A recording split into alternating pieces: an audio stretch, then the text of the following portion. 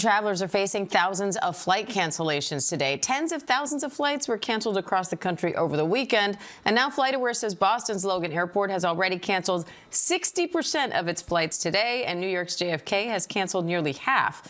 Travel expert and Going.com spokesperson Katy Nastro is here for more on what travelers need to know. Hi, Katy. Thanks for coming on. So you say it's important to act quickly when dealing with travel mishaps. But when these things happen suddenly, it's hard to know what to do. So how can we equip ourselves to make quick but also good decisions in these scenarios?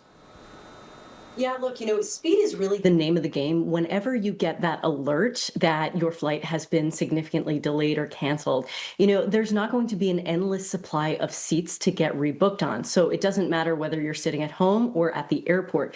Speed really is your biggest asset. And also being able to self-serve. A lot of these airline apps now enable you to be able to rebook yourself without even needing to dial an agent on the phone, having to wait in those long wait times that you can experience while dialing the domestic line. And really, with this storm in particular, airlines gave travelers enough advance warning to be able to make changes ahead of time so they weren't stuck sitting at some of these airports that, like you had mentioned, are experiencing over 60% of their flights canceled in one day alone. We haven't seen these types of cancellations since March of 2020, really. So this is a good thing that travelers were given such a big heads up so they could actually take advantage of these winter weather waivers that are still in effect. And you say sometimes it's better to call the international customer service line, even if it's your domestic flight that you're looking to reschedule. So how does that work, and when should we do that?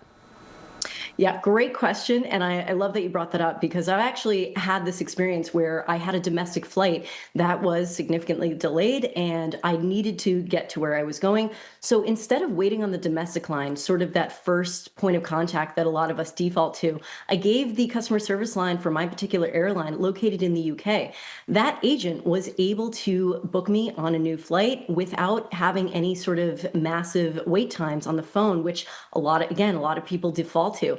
A lot of the major carriers, American, Delta, United, as well as others, have other customer service agents located around the world and other phone numbers. And that is really just means of going onto your app, seeing what's available through there, or just going to the website directly. I would also caution, do not take any sort of cryptic phone number off of social media if you're trying to interact with someone there.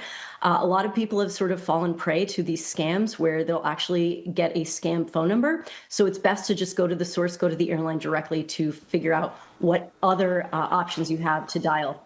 Great tips. And weather is considered outside an airline's control. So what do passengers have rights to if their flight is delayed or canceled due to weather?